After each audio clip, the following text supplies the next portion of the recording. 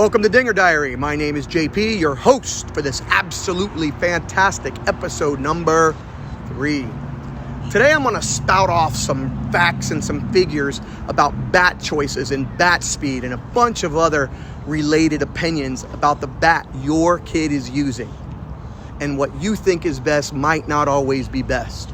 So sit back, relax, and let's get into it.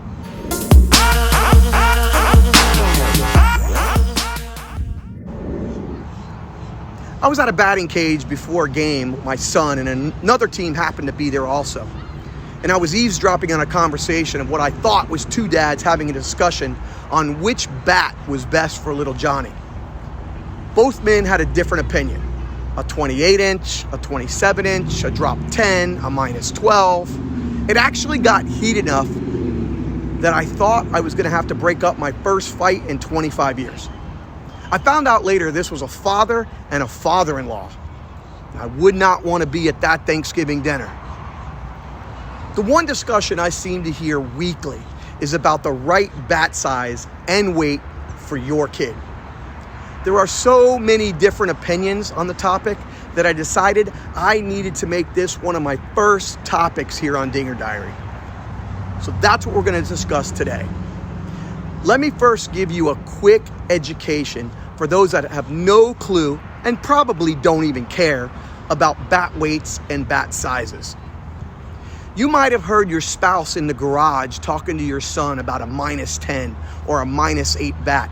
You might have heard them discussing a 30-inch bat or a 29-inch bat.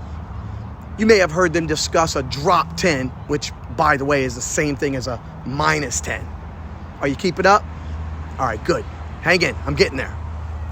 A drop 10 or a minus 10 is simply a bat that weighs 10 ounces less than its length. So, for instance, a 29-19 is a drop 10 bat. You can have a drop 10, a drop 8, a drop 5, a drop 3, all kinds. You got it? Okay.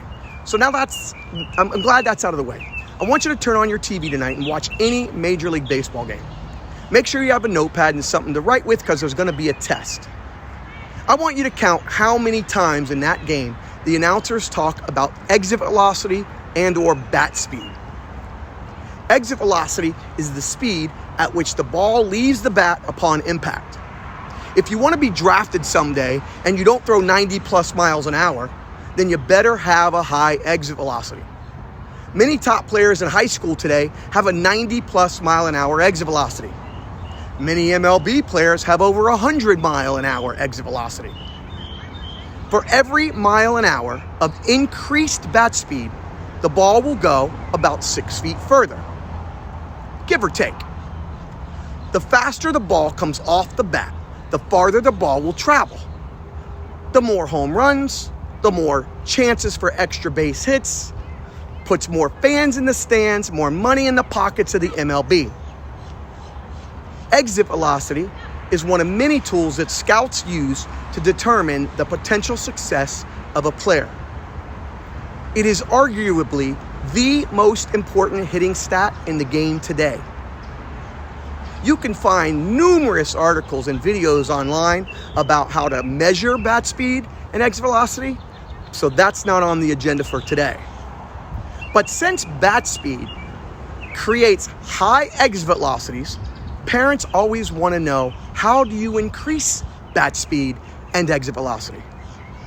My first response to that question is get bigger, get stronger, and improve technique. But my second response is to be sure your kid is using the lightest quality bat possible allowed by your league that your kid is most comfortable with.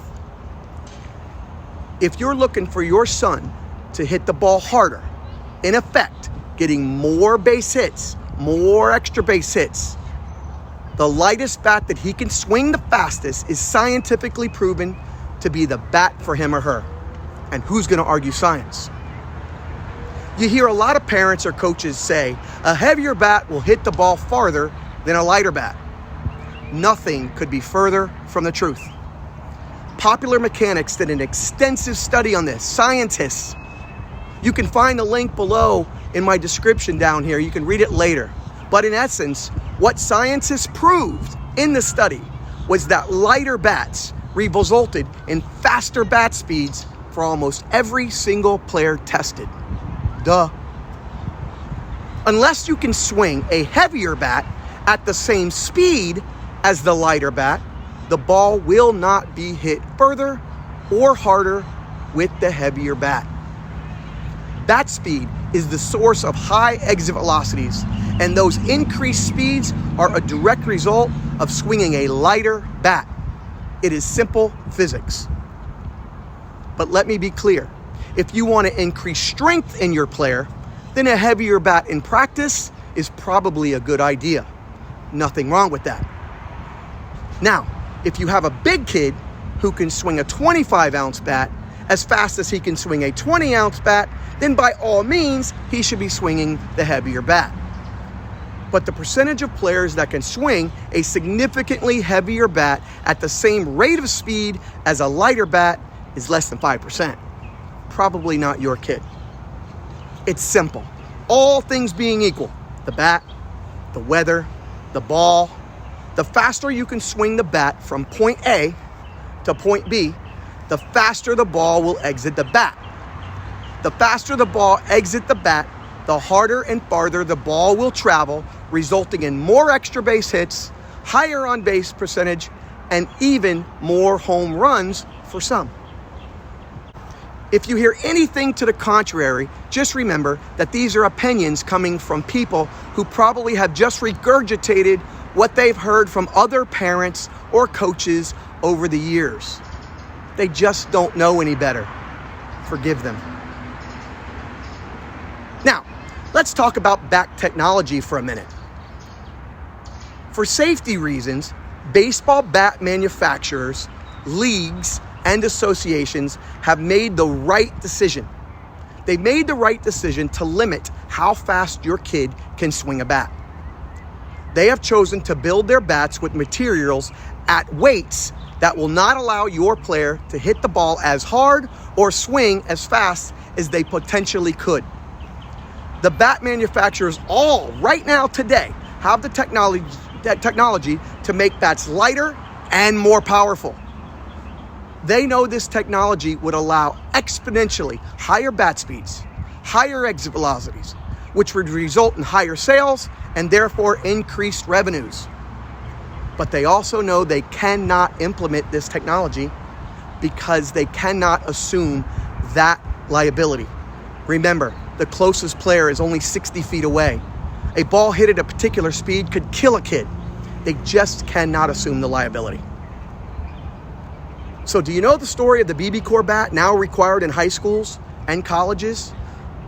I'm not going to get into BB Core, you can look that up. But bat manufacturers in 2011, they had to implement a standard that significantly reduced exit velocity to protect players on the field. They did it on purpose because this was done after Nike created the Aero Fuse, also known as the Cherry Bomb, the most advanced high-performance bat ever created. The exit velocities increased so significantly with the Cherry Bomb that the NCAA had to step in to literally ban the bat to save lives. Take a look at golf and tennis. Both sports have implemented technology allowing lighter and more effective materials, increasing the speed for their clubs and their rackets. Both use a rating called MOI. Every professional tennis and golf player has a particular MOI rating. MOI stands for moment of inertia. It's complicated, but in a nutshell, it gives a score based on the exit velocity of the ball at impact. The reason golf and tennis can manufacture lighter clubs and rackets with materials that allow for this once unattainable speed is because in golf, no one is standing in front of them, and in tennis, the chances of dying from a 100-mile-an-hour tennis ball are almost nil. Does your coach test for bat speed and exit velocity? If it's arguably the most sought-after hitter stat in the game today, why not? In school, how does your child's teacher measure for educational improvement? Well, simple. They teach the specific skill, and they test to be sure that skill is mastered. The school actually uses those scores to determine how good of a job the teacher is doing. As a coach, how well are you doing? Are you helping to improve bat speed? Are you helping to improve exit velocity? Coaches, do you want to win more games? Then get a lighter bat in the hands of most of your players and have your team hit the ball harder and farther by increasing bat speed and exit velocity. It's simple science that simply cannot be debated. Be sure to click the subscribe button on YouTube and the follow button on Instagram. I hope you tune in next time. That's all for this episode. I'll see you next time on Dinger Diary.